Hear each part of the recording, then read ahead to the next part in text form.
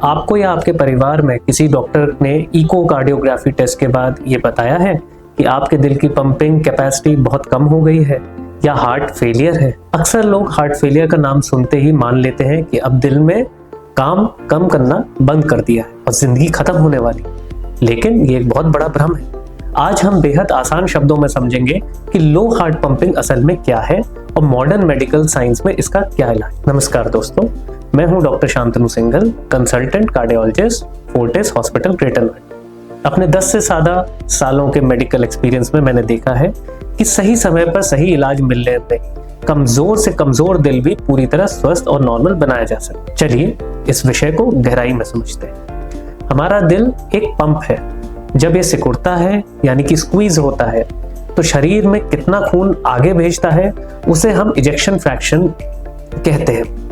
आमतौर पर लोग सोचते हैं कि नॉर्मल हार्ट की पंपिंग 100% होनी चाहिए, लेकिन मेडिकल साइंस के मुताबिक नॉर्मल हार्ट पंपिंग 50 to 55% ही होती है। हमारा दिल कभी भी 100% खून बाहर नहीं फेंकता है। कुछ ब्लड प्रेशर हमेशा अंदर रहता है ताकि वो दोबारा भर सके। अगर आपका इजेक्शन फ्रैक्शन यानी कि EF 40% से कम हो जाए तो इसे हम लो पंपिंग या हार्ट फेलियर कह सकते हैं। कुछ लोग 50% से कम को भी लो हार्ट पंपिंग कहते हैं, जिसका मतलब सिर्फ इतना होता है कि दिल कमजोर है और शरीर की जरूरत के मुताबिक पूरी ताकत से ब्लड पंप नहीं कर पा रहा है। इसके पीछे कुछ मुख्य कारण होते हैं। हार्ट अटैक या ब्लॉकेज, नसों में रुकावट के कारण दिल की मांसपेशियां कमजोर हो जाती है। अनकंट्रोल्ड ब्लड प्रेशर, लंबे समय तक हाई बीपी रहने से दिल पर जरूरत से ज्यादा लोड पड़ता है।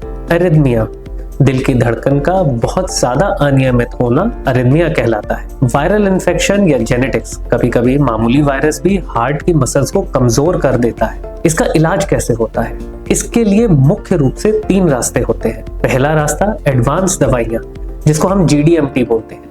आज हमारे पास बीटा ब्लॉकर्स, SGLT2 इनहिबिटर्स और आर्नी जैसे बेहतरीन दवाइयां हैं जो कमजोर दिल की पंपिंग बढ़ाने में जादू की तरह काम करती है। मेरे पास ऐसा एक मरीज आया था जिनका हार्ट पंपिंग फंक्शन 20% तक गिर गया था, लेकिन इन दवाइयों की सहायता से और इनके 3 महीने के इस्तेमाल से उसका हार्ट वापस से 50 से 55% यानी कि बिल्कुल नॉर्मल हो गया था। दूसरी बात, लाइफस्टाइल में बदलाव करना। आपको दिन भर में नमक 5 ग्राम से ज्यादा नहीं खाना होता है और पानी या लिक्विड 1.5 से 2 लीटर तक ही सीमित रखना होगा ताकि कमजोर दिल पर पानी और नमक का एक्स्ट्रा लोड ना पड़े।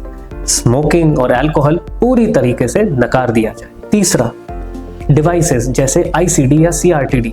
अगर दवाइयों से भी पंपिंग 35 से कम रहती है तो दिल को सुरक्षित रखने के लिए हम पेसमेकर या डिफिब्रिलेटर या ICD जैसे आधुनिक डिवाइसेस की सलाह देते हैं, जो कार में सीट बेल्ट की तरह मरीज की रक्षा करती है। तो दोस्तों, निष्कर्ष ये है कि लो हार्ट पंपिंग का इलाज पूरी तरह संभव है। जरूरत है तो सिर्फ सही समय पर सही डायग्नोसिस और रेगुलर फॉलोअप। उम्मीद कभी मत छोड़िए। अगर यह जानकारी आपको महत्वपूर्ण लगी है तो वीडियो को लाइक करें और अपने साथ और साथ वालों के साथ शेयर करें। स्वस्थ रहें, सुरक्षित रहें। धन्यवाद।